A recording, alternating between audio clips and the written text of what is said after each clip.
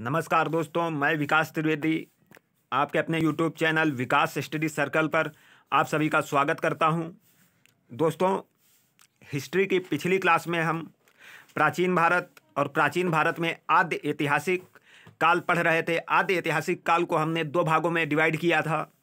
एक था सिंधु घाटी सभ्यता और एक था वैदिक सभ्यता, और जिसमें हम सिंधु घाटी सभ्यता के बारे में जानकारी कर रहे थे। तो दोस्तों, उसी क्रम को आगे बढ़ाते हुए आज हम सिंधु घाटी सभ्यता की राजनीतिक व्यवस्था, आर्थिक व्यवस्था और सामाजिक व्यवस्था, धार्मिक व्यवस्था के बारे में जानकारी करेंगे।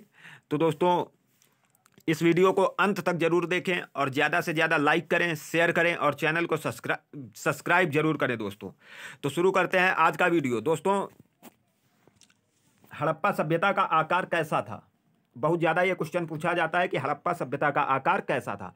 तो हड़प्पा सभ्यता का आकार त्रिभुजाकार था और इसके नगर जो थे वो शतरंज के आकार में बने हुए थे। हड़प्पा सभ्यता का आकार त्रिभुजाकार था और इसके नगर शतरंज के आकार में बने थे। और उसके आगे दोस्तों, इन नगरों की मुख्य सड़कें उत्तर से दक्षिण की दिशा की ओर होती थी। मुख्य सड़कों की बात है दोस्तों, उत्तर से दक्षिण होती थी मुख्य सड़कें, और जिसे पूर्व से पश्चिम जाने वाली सड़कें समकोण पर काटती थी। पूर्व से पश्चिम जाने वाली सड़कें समकोण पर काटती थी। उसके बाद हड़प्पा सभ्यता की सड़कें कच्ची थी, लेकिन इसके किनारे जो नालियाँ बनाई गई थी वो पक्की थी, और ये नालियाँ जो थी वो पत्थरों से ढकी हुई थी। ये बात हमने पिछले वीडियो में आपको बताई थी। उसके बाद दोस्तों, मकानों के दरवाजे गलियों में खुलते थे। हड़प्पा सभ्यता के मकानों के दरवाजे गलियों में खुलते थे, और इसमें सिंधु घाटी के लोग पक्की ईंटों का प्रयोग करते थे। और इन ईंटों का निश्चित अनुपात क्या था? तो दोस्तों, इसका अनुपात था 1:2:4। सिंधु घाटी के लोग पक्की ईंटों का यूज करते थे, और इन ईंटों में पर एक निश्चित अनुपात था। 1:2:4 के अनुपात में ईंटों का अनुपात था। और हड़प्पा वासियों के नगर दो भागों में विभाजित थे। दोस्तों, हड़प्पा वासियों के नगर दो भागों में विभाजित थे। पहला पश्चिमी भाग अधिक ऊंचा था और किलेबंद था। पश्चिमी भाग अधिक ऊंचा और किलेबंद था। यहाँ सार्वजनिक भवन होते थे। उसके बाद अगला है कि पूर्वी भाग में जनता का निवास होता था, जिसे रिहायशी क्षेत्र कहते थे। दोस्तों, हड़प्पा वासियों के नगर जो थे वो दो भागों में विभाजित थे, पश्चिमी भाग और पूर्वी भाग। पश्चिमी भाग में सार्वजनिक भवन होते थे और पूर्वी भाग में रिहायशी क्षेत्र के लोग रहते थे। उसके बाद आगे देखते हैं दोस्तों, हड़प्पा सभ्यता का सबसे बड़ा नगर। दोस्तों, अगर पूरी हड़प्पा सभ्यता की बात की जाए तो इसका सबसे बड़ा नगर मोहनजोदड़ो है, जिसकी खोज राखालदास बनर्जी ने 1922 में की थी, और यह सिंधु नदी के किनारे स्थित है। और यह दोस्तों वर्तमान में तो पाकिस्तान में है। अगर वर्तमान में भारत की बात की जाए कि भारत में सबसे बड़ा स्थल कौन सा है हड़प्पा सभ्यता का, तो राखीगढ़ी होगा। दोस्तों, हड़प्पा सभ्यता का वर्तमान में भारत में सबसे बड़ा शहर राखीगढ़ी है। उसके बाद आगे देखते हैं दोस्तों, पिछली क्लास में हमने आपको बताया था कि सभी प्रमुख स्थलों के बारे में बात की थी। उसी में कालीबंगा, दोस्तों कालीबंगा से दोहरा जुता हुआ खेत मिला है, जिससे यहाँ पर यह अनुमान लगाया जाता है कि दो फसलें एक साथ उगाई जाती थी। दोस्तों, कालीबंगा में दोहरा जुता हुआ खेत मिला है, जिससे यह अनुमान लगाया गया कि यहाँ पर दो फसलें एक साथ उगाई जाती थी। और दोस्तों, सिंधु घाटी सभ्यता में आपको हम बता दें कि 9 फसलों के साक्ष्य मिले हैं। 9 फसलों के साक्ष्य मिले हैं, और सिंधु घाटी में सबसे पहले कपास उगाने के संसार के पहले नागरिक माने जाते हैं। सिंधु घाटी सभ्यता के लोग कपास उगाने के सबसे पहले नागरिक माने जाते हैं। उसके बाद दोस्तों, ये कांसे का प्रयोग जानते थे। हमने आपको बताया था इन्होंने कांसे का यूज कैसे किया था। तांबा और टिन को मिलाकर इन्होंने कांसे का विकास किया था। तो ये कांसे का प्रयोग जानते थे, लेकिन इन्होंने सर्वाधिक प्रयोग तांबे का किया है। सिंधु घाटी के लोग जो थे, इन्होंने सर्वाधिक प्रयोग किसका किया है? तांबे का। उसके बाद दोस्तों, सिंधु घाटी सभ्यता के बंदरगाही नगर कौन कौन से थे? दोस्तों, सिंधु घाटी सभ्यता के आपने पढ़े होंगे, कल ही बताया था आपको हमने कि जितने भी शहर खोजे गए हैं वो किसी न किसी नदी के किनारे स्थित हैं। तो दोस्तों, इसमें बंदरगाही नगर थे लोथल और सुतकोतदा। दोस्तों, लोथल और सुतकोतदा ये इनके बंदरगाह थे। और अगर कहा जाए तो बंदरगाह में सुतकांगेडोर और चंदूदड़ो भी आ जाते हैं, लेकिन प्रमुख बंदरगाह लोथल और सुतकोतदा थे। उसके बाद दोस्तों, ये दिलमुन जो वर्तमान में बहरीन में पड़ता है, इसका प्रयोग मध्यस्थ पत्तन के रूप में करते थे। दोस्तों, दिलमुन जो वर्तमान में बहरीन में पड़ता है, इसका प्रयोग ये सिंधु घाटी सभ्यता के लोग मध्यस्थ पत्तन के रूप में करते थे। और हड़प्पा वासियों ने सैल खड़ी, दोस्तों हड़प्पा वासियों ने सैल खड़ी की बनी मोहरों का प्रयोग किया था।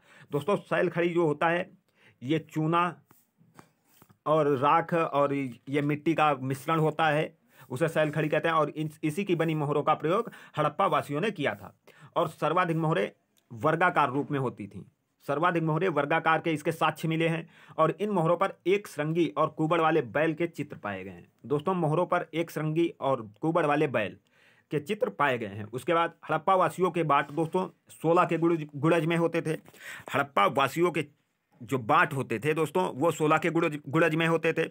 उसके बाद अगला है कि मेसोपोटामिया के लोग जो थे वो हड़प्पा वासियों को मेलुहा कहते थे। दोस्तों, मेलुहा का जो अर्थ होता है वो होता है कि नाक से बोलने वाले। तो उसके बाद आगे देखते हैं कि सिंधु घाटी का सबसे पवित्र पशु क्या था। दोस्तों, सिंधु घाटी का सबसे पवित्र पशु एक श्रृंगी बैल था और पक्षी सबसे पवित्र कबूतर था। और हड़प्पा की सभ्यता जो थी वो मात्र सत्तात्मक थी। दोस्तों, हड़प्पा सभ्यता मात्र सत्तात्मक थी। उसका रीजन ये है कि यहाँ पर मात्र देवी की अधिकतर मूर्तियाँ पाई गई हैं। हड़प्पा सभ्यता में अधिकतर मात्र देवी की मूर्तियाँ पाई गई हैं, इसीलिए इसमें अनुमान ये लगाया गया कि हड़प्पा सभ्यता मात्र सत्तात्मक थी।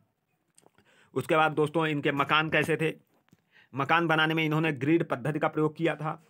मकान बनाने के लिए इन्होंने ग्रिड पद्धति का प्रयोग किया था। और मकानों के कोनों पर एल आकार की ईंटों का प्रयोग किया था। दोस्तों, मकान के कोनों पर इन्होंने एल आकार के ईंटों का प्रयोग किया था।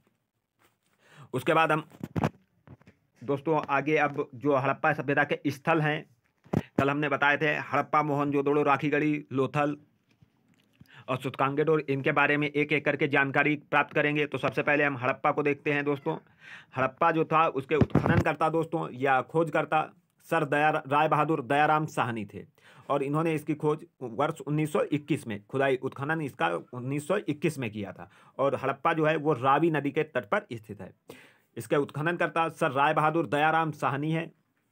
और इसका उत्खनन 1921 में स्टार्ट हुआ था और यह नदी रावी नदी के किनारे स्थित है। और पूरी सिंधु घाटी सभ्यता में मिलने वाले सबसे बड़ी इमारत दोस्तों 12 कक्षों का अन्नागार। बहुत ज़्यादा ये क्वेश्चन पूछा जाता है कि पूरी सिंधु घाटी सभ्यता में मिलने वाली सबसे बड़ी इमारत कौन सी थी। तो दोस्तों, ये 12 कक्षों का अन्नागार था। दोस्तों, अगर ये वीडियो आपको अच्छा लगे तो ज़्यादा से ज़्यादा लाइक करें, शेयर करें और चैनल को सब्सक्राइब जरूर करें दोस्तों। उसके बाद हम आगे बढ़ते हैं। प्रमुख फसल, ये भी हम आपको बता चुके हैं कि प्रमुख फसल जौ और गेहूं थी। उसके बाद एक हड़प्पा शहर में एक कब्रिस्तान मिला है दोस्तों। ये कब्रिस्तान जो है दोस्तों ये 2009 में मिला है, R37। इस कब्रिस्तान का नाम है R37। उसके बाद अगला है कि हड़प्पा शहर के शवों को दफनाने की प्रथा प्रचलित थी। दोस्तों, हड़प्पा में शवों को दफनाने की प्रथा प्रचलित थी और मोहनजोदड़ो में जलाने की प्रथा प्रचलित थी। तो दोस्तों, हड़प्पा शहर में शवों को दफनाने की प्रथा प्रचलित थी। उसके बाद हड़प्पा सभ्यता में कांसे से निर्मित बैलगाड़ी के साक्ष्य मिले हैं। हड़प्पा सभ्यता में कांसे से निर्मित बैलगाड़ी के साक्ष्य प्राप्त हुए हैं। और हड़प्पा सभ्यता में उर्वरता की देवी की मूर्ति मिली है। तो दोस्तों, उम्मीद करता हूँ ये वीडियो आपको अच्छा लगा होगा। तो इसे ज़्यादा से ज़्यादा लाइक करें, शेयर करें और चैनल को सब्सक्राइब जरूर करें दोस्तों। हमारे चैनल पर ज्योग्राफी, हिंदी, CDP सभी सब्जेक्ट की बहुत अच्छे से क्लासें और बहुत अच्छा कंटेंट प्रोवाइड कराया जा रहा है। तो एक बार चैनल पर जाकर सभी क्लासें ज़रूर देखें और चैनल को ज़्यादा से ज़्यादा लाइक करें, शेयर करें। तो मिलते हैं दोस्तों अगली क्लास में। धन्यवाद।